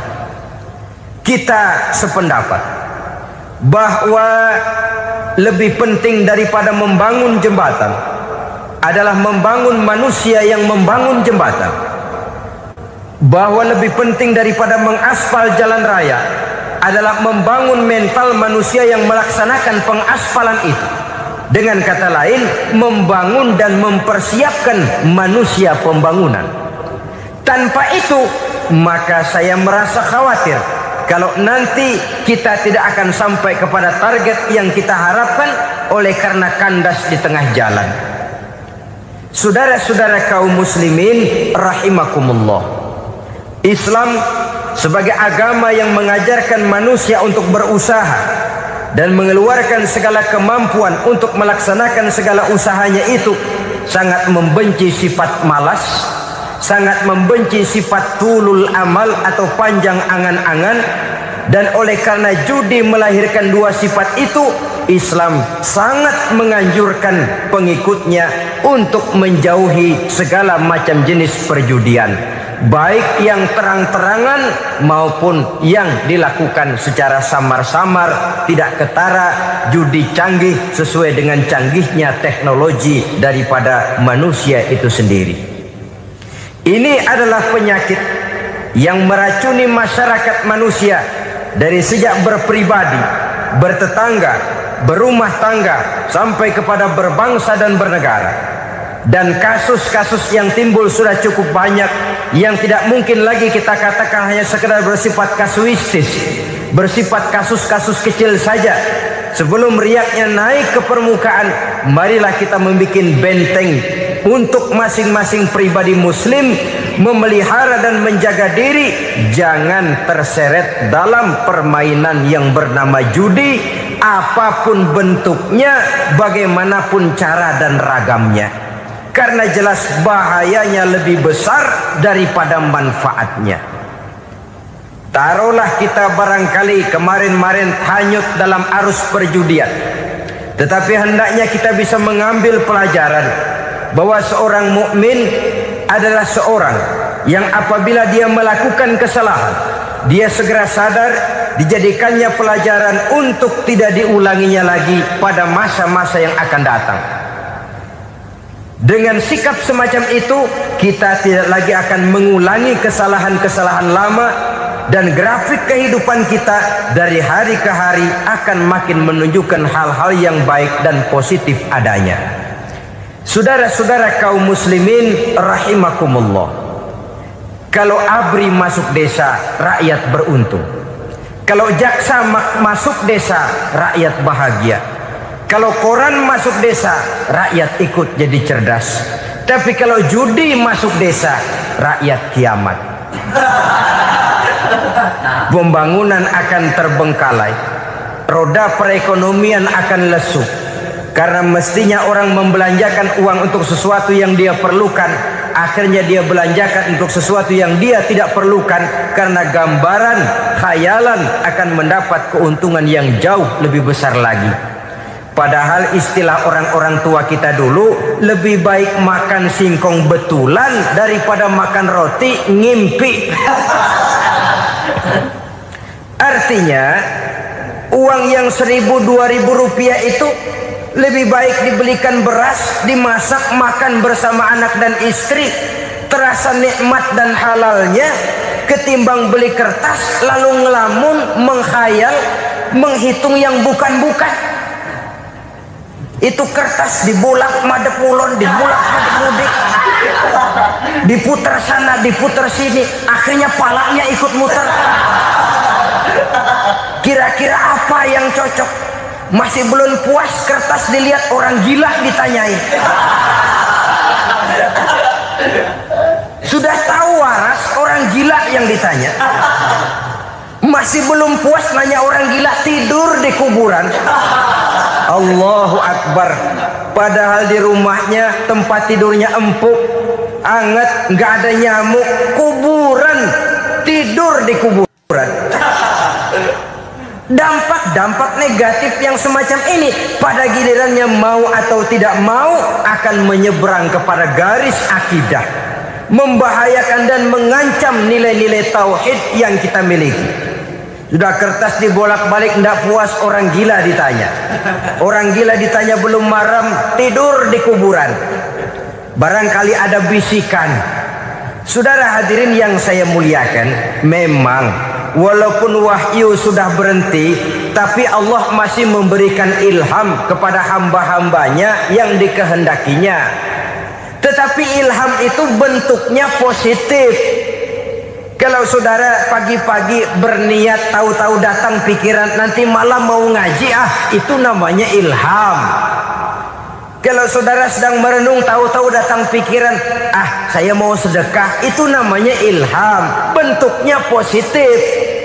Tapi kalau ngelamun, tahu-tahu datang pikiran nomor sekian sekian sekian pasang, itu bukan ilham, itu belis.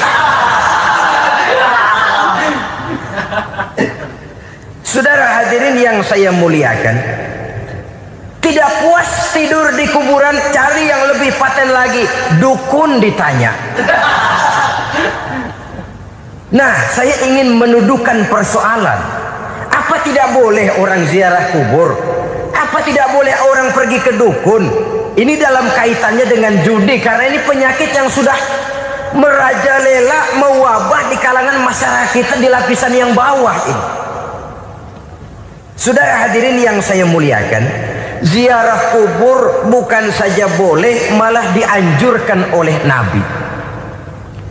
Tetapi ziarah kubur yang dianjurkan oleh Nabi itu dengan tujuan pertama, agar orang ingat kepada mati. Kafa bil mauti wa'izah, kata Nabi. Cukup dengan mengingat mati menjadi pelajaran bagi kamu semua. Maka etikanya diajarkan, kalau saudara ziarah kubur, sampai di depan pintu kubur itu kan, Assalamualaikum ya ahlal kubur wa inna insyaallahu bikum lahikun. Kami satu saat insya Allah pasti akan menyusul kamu. Kalau kamu sekarang berbaring di sini, satu saat kami akan berbaring di sini. Ziarah kubur mengingatkan orang kepada mati. Orang yang ingat kepada mati, gaya hidupnya lain dengan orang yang tidak ingat mati. Nah, orang kalau nggak ingat mati, gaya hidupnya nggak terkontrol. Kalau dia berkuasa, Fir'aun. Itu nggak ingat mati. Kalau dia kaya, Korun. Sudah gambarannya nggak merupakan gambaran-gambaran yang baik. Orang yang ingat mati, dia berkuasa, dia berlaku adil. Suatu saat saya akan mati dan ini akan dimintakan pertanggungan jawab. Orang kaya ingat mati, dia akan jadi pemurah. Kenapa? Kalau saya diberikan ilmu, pertanyaan akhirat cuma satu, ilmumu kau amalkan untuk apa?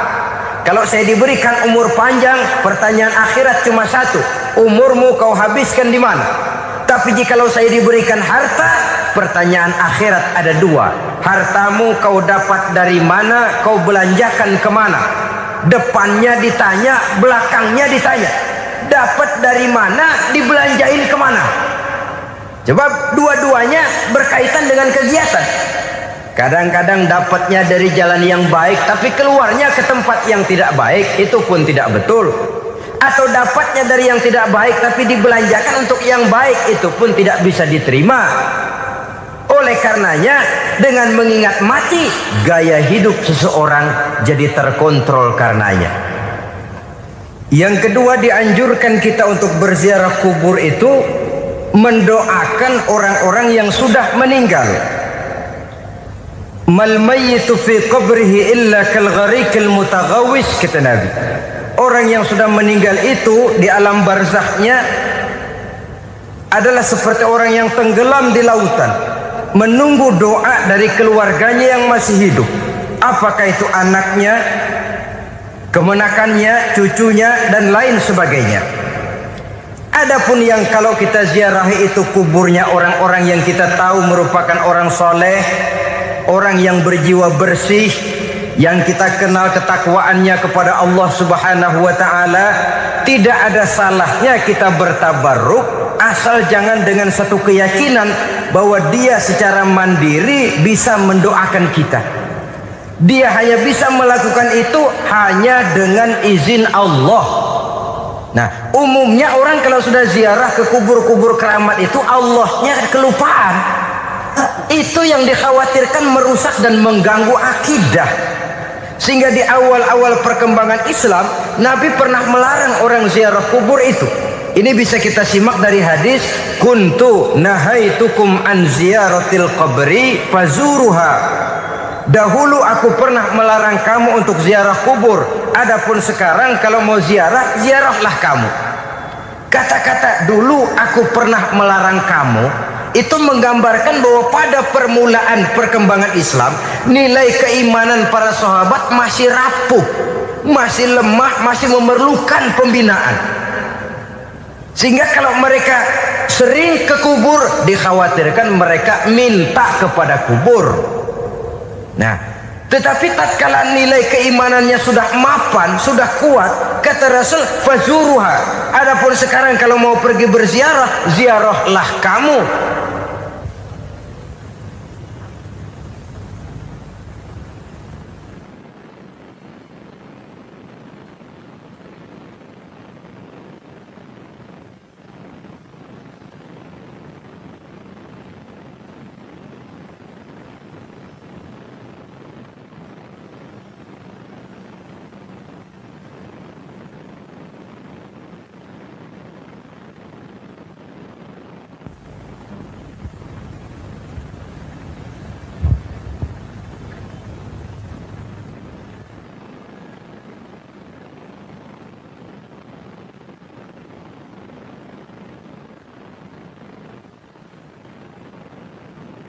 Saudara hadirin yang saya muliakan, jadi jangan melupakan Allah. Saya bisa saja berkata, kalau saya misalnya pakai cincin, lalu saya bilang, saya sejak pakai cincin ini, jangan anak gadis, nenek-nenek ngelihat saya lemes. Atau sejak pakai cincin ini dagangan laris bener. Cincin itu yang menggelincirkan akidah. Untuk tidak tergelincir, orang harus tidak melupakan Allah. Dia bisa berkata, alhamdulillah Allah memberikan keistimewaan kepada batu cincin saya. Batu cincinnya tidak apa-apa, Allah yang memberikan keistimewaan. Ini dalam bentuk yang langsung. Dalam bentuk yang tidak langsung kita bisa lihat, misalnya kalau petani ditanya, ini bisa panen besar ini rahasianya apa Pak? Oh, pupuk urea. Pupuk urea. Nah, Allah nomor 16. Seorang petani yang baik keimanannya, dia akan berkata, kami bisa panen besar karena izin Allah. Lah, kalau pupuknya mah pakai pupuk urea, izin Allahnya dulu, baru kemudian pupuknya nyusul. Jadi sebenarnya bukan cuma pergi ke dukun yang bisa merusak keimanan, pergi ke dokter juga bisa loh merusak keimanan. Kalau berkeyakinan bahwa dokter itulah yang memberikan sembuh, kenapa akidah saudara tidak tergelincir karenanya? Dokter hanya memberikan obat dan resep, sembuh itu datangnya dari Allah. Ini yang diungkapkan lewat lisan Nabi Ibrahim alaihissalam, wa iza maridtu fahuwa yashfini. Apabila aku sakit, dialah Allah yang memberikan sembuh. Memberikan sembuh. Jangan juga menyalahartikan ayat ini. Ada ayat begini sakit terus nekat. Udah nggak usah berobat dah, memang penyakit dari Tuhan. Ntar waktunya baik ya baik dah. Udah ampek terus dah. Orang yang berobat saja belum tentu sembuh, apalagi yang tidak berobat. Sama juga orang nggak sembahyang kita ajakin ngotot, lu juga yang sembahyang belum tentu masuk surga katanya. Lah yang sembahyang belum tentu masuk surga, bagaimana cengoran lu yang nggak sembahyang?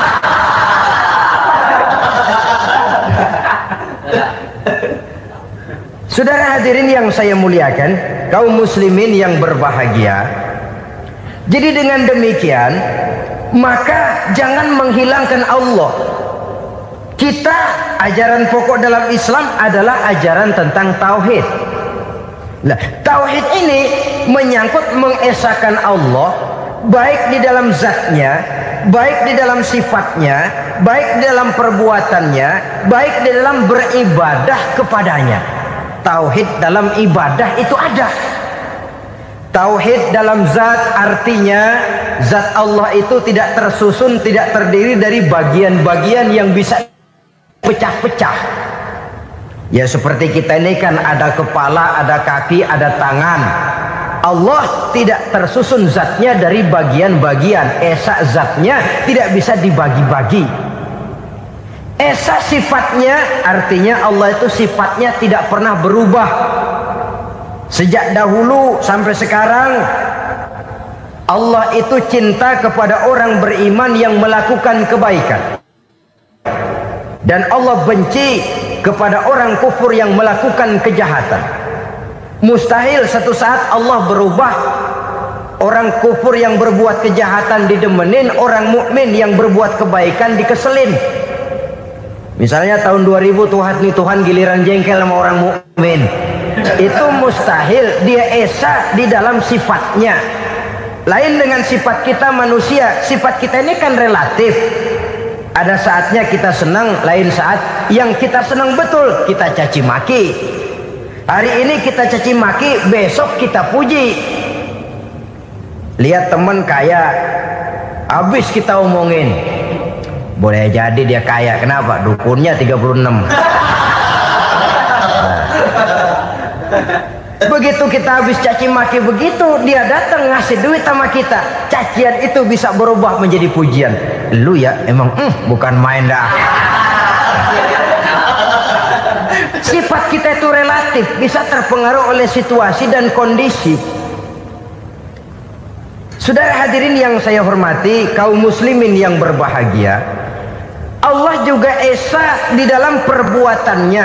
Artinya di dalam menciptakan apapun yang akan diciptakan oleh Allah, di dalam melakukan apapun yang akan dilakukan oleh Allah, tidak terikat kepada faktor lain, tidak memerlukan bantuan lain. Dia adalah mutlak. Nah, kemudian kita mengesahkan Allah dalam zatnya, mengesahkan Allah dalam sifatnya, mengesahkan Allah dalam perbuatannya. Belum tentu berarti kita mengesahkan Allah dalam ibadahnya. Sebab banyak orang yang yakin betul Allah itu esa, teguh dengan pendiriannya. Tuhan lu siapa? Allah. Allah bagaimana? Esa. Bagaimana kalau dua? Kagak. Tiga? Enggak. Mantap. Soal tahlil paten.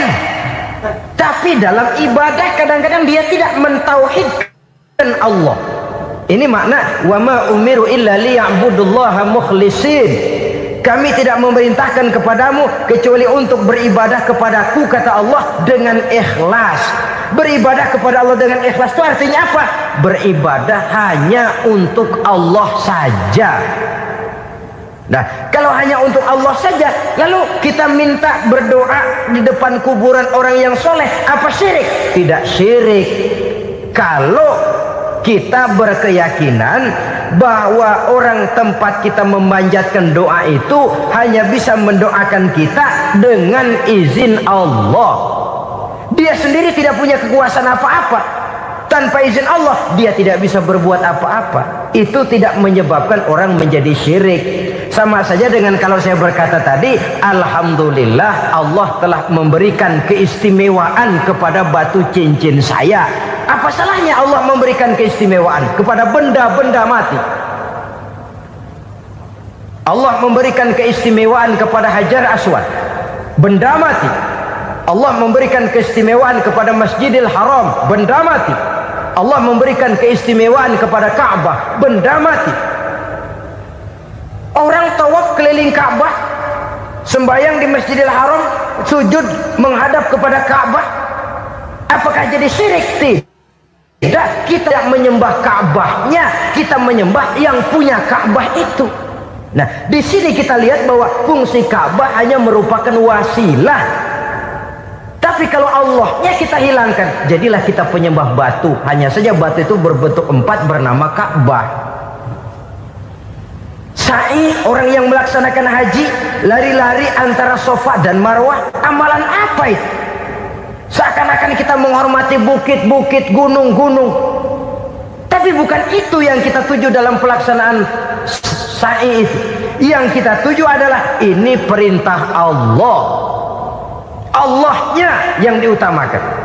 Maka hal semacam ini tidak menyebabkan orang menjadi syirik dan tergelincir dari tauhid.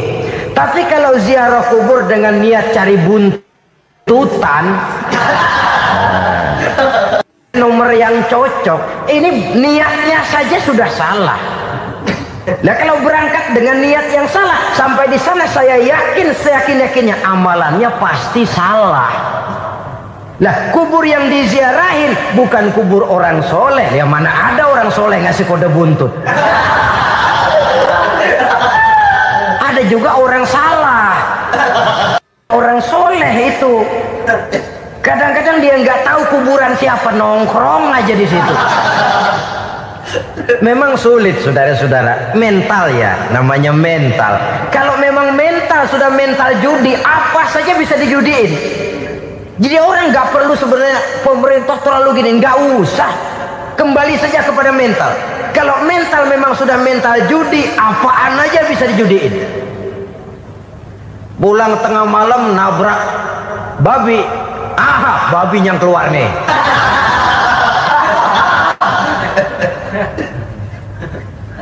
Mobil lewat nomornya bisa dijudiin. Bajai lewat bajai bisa dijudiin. Mental. Kalau memang mental sudah mental judi, apapun saja bisa dijudikan. Saudara hadirin yang saya muliakan, lalu bagaimana dengan dukun? Ya, saudara hadirin, pergi ke dukun hakikatnya sama dengan pergi ke dokter. Orang berusaha melaksanakan yang namanya syariat, hakikatnya kembalikan kepada Allah. Syariatnya kita laksanakan. Tetapi, nah ini tetapi, yang pertama saudara harus tahu betul dukunnya itu bayang apa enggak, agamanya kuat apa enggak. Sebab ya tentu tidak ada dukun yang jelek, karena pada umumnya penyakit dukun itu kan nyohor, iklan lewat koleha-kolehanya.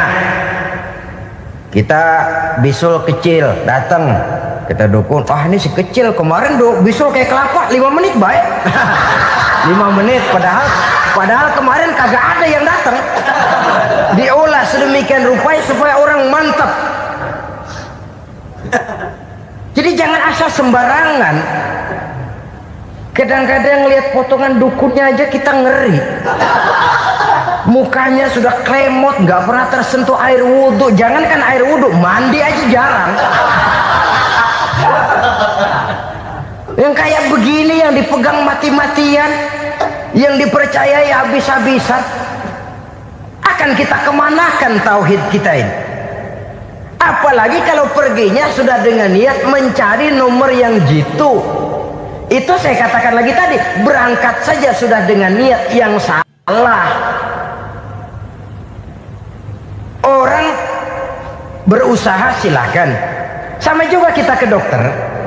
Oleh dokter kan setelah diperiksa penyakit kita, lalu dianalisa, oh ini penyakitnya ini. Kemudian diberikan obat. Lah obat itu kan tentu ada aturan minumnya tuh. Yang kapsul ini sehari 3 kali, yang tablet ini sehari 2 kali. Kalau kita minumnya kelebihan, overdosis namanya. Saking pengen cepet baik, sekali minum 10 tablet. Ya memang nggak sakit-sakit lagi, tapi nggak hidup sudah. Habis. Kita pun dalam melaksanakan amalan hidup beragama begitu. Saudara datang kepada kiai, orang-orang soleh, meminta amalan, wiridan, itu jangan sampai overdosis. Tidak sesuai dengan kemampuan pribadi. Wong masih SD sudah minta matematika kelas SMP, celeng. Baru SMP sudah minta diajarkan filsafat kelas perguruan tinggi, semaput. Kenapa Kenapa? Daya tampungnya nggak kuat. Emang ukuran secangkir, minta disiin seember, ya luber. Lebihnya nggak cukup. Kenapa? Yang diberikan, yang diamalkan tidak sesuai dengan makomnya, tidak sesuai dengan kemampuan yang ada pada dirinya. Saudara hadirin yang saya muliakan, akhirnya apa? Mencelakakan dirinya sendiri, ngawur. Baru sembahyang seminggu udah ngaku ketemu malaikat. Oh, sembahyang ditemenin malaikat lah, sembahyang baru seminggu mulain. Tuh malaikat iseng amat.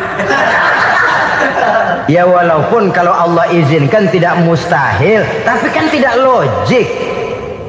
Orang yang melaksanakan ibadah puluhan tahun memerlukan riyadhah dan latihan, khusyuk dan tawadhu, penuh tazallul, merendahkan diri di hadapan Allah, belum tentu mendapat karunia yang semacam itu. Saudara hadirin yang saya muliakan, jadi dengan kata lain, yang pertama, lihatlah dulu kualitas dukun yang akan saudara datangi itu. Ini kualitas black apa kualitas white, aspal apa cat putih, sehingga jangan sampai kita salah pilih. Sebab biasanya orang kalau sudah hanyut di kali, rumput pun dia pegangin.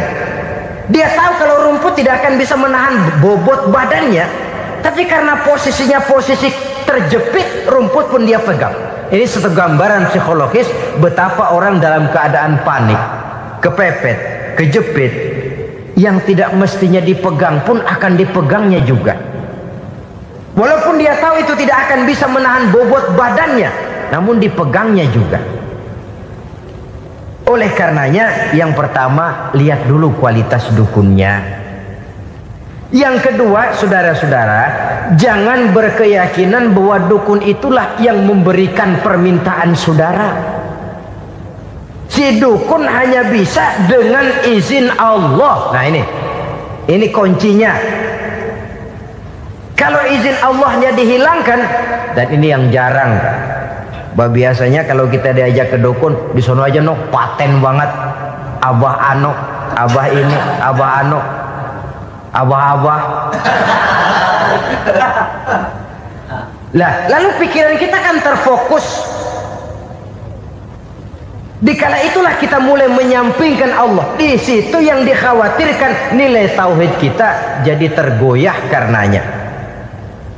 Bahwa orang yang kita datangi, yang kita kenal kesolehan dan ketakwaannya, hanya bisa memberikan pertolongan dengan izin Allah.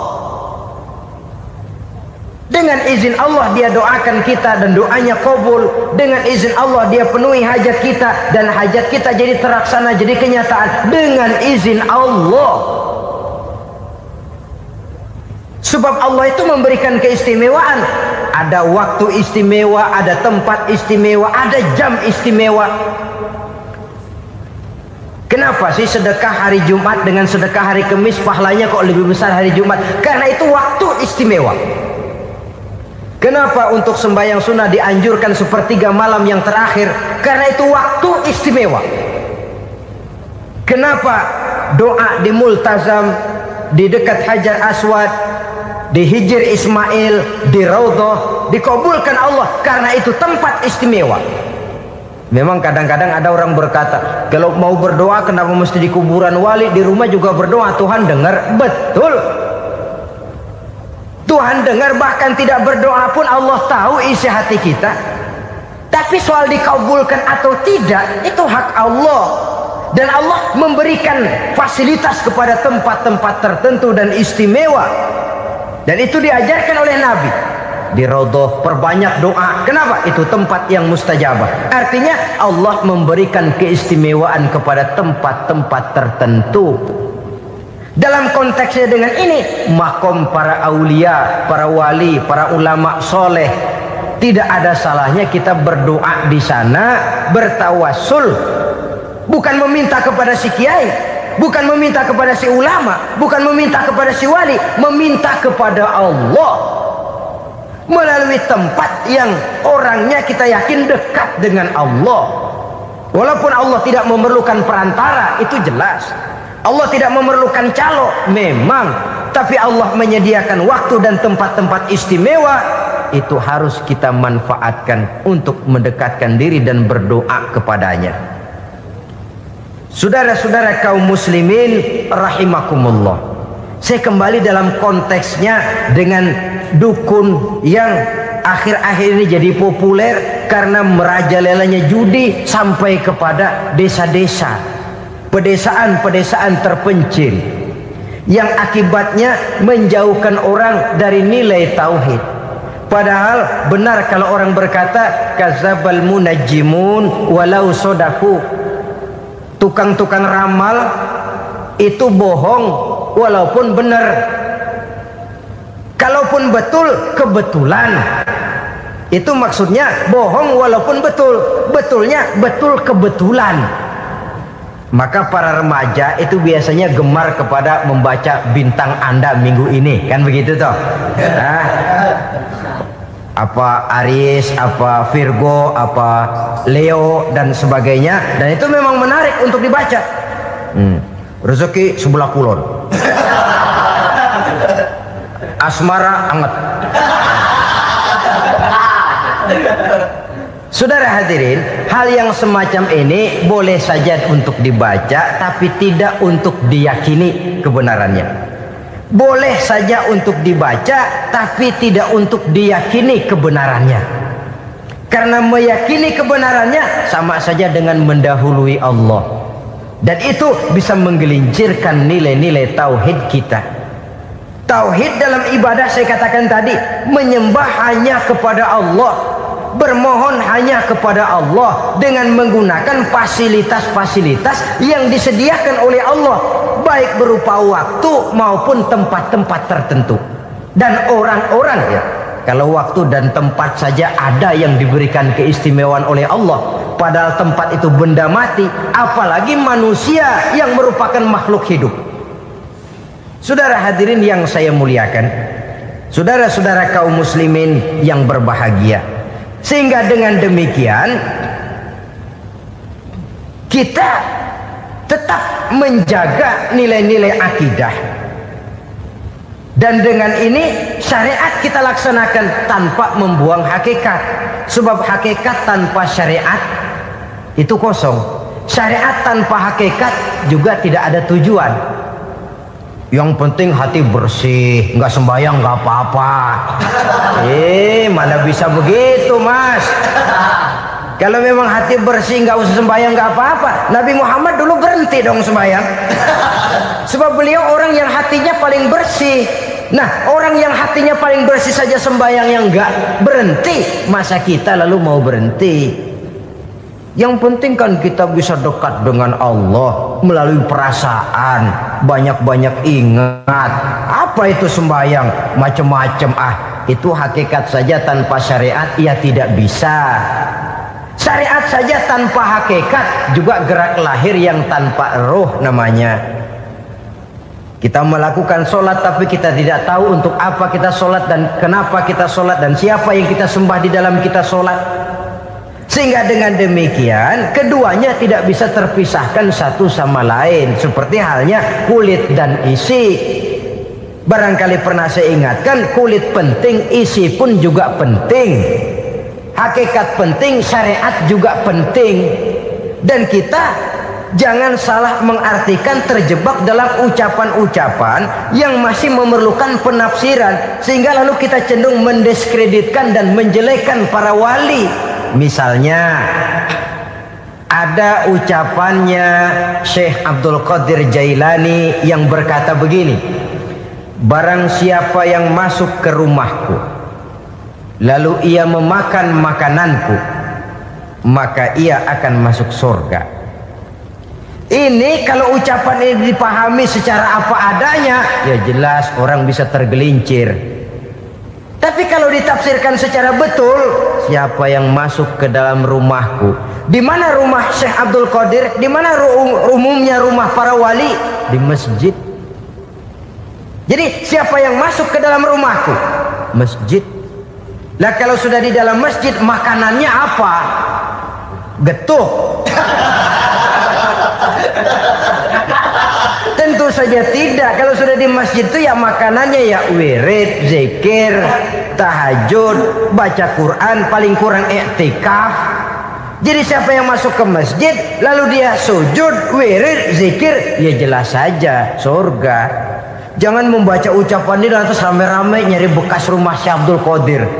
Rame-rame masuk ya rumah kecil. Saudara hadirin, kita terlalu terpaku kepada materi ucapan dan melupakan filsafat daripada ucapan itu sendiri. Dalam kondisi yang sedemikian sangat boleh jadi orang lalu tergelincir karenanya. Oleh karena itulah saudara-saudara, saya kembali kepada satu prinsip, bahwa sebenarnya dengan tidak perlu menyalahkan pihak-pihak lain, mari kita kembali kepada sikap mental kita sebagai muslim. Kalau mental memang sudah mental penjudi, apapun bisa dijudikan. Tapi kalau mental itu tidak ada, walaupun di kiri kanan dan depan belakang banyak dibuka tempat-tempat perjudian, saya yakin kita akan mampu menahan dan menjaga diri. Sikap mental inilah yang memerlukan pembinaan dari kita semua.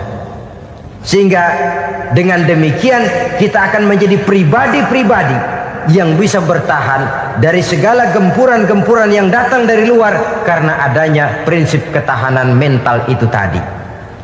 Sekali lagi saya ingatkan bahwa judi selamanya tidak akan pernah mendatangkan kebahagiaan. Judi tidak akan membuat orang menjadi kaya.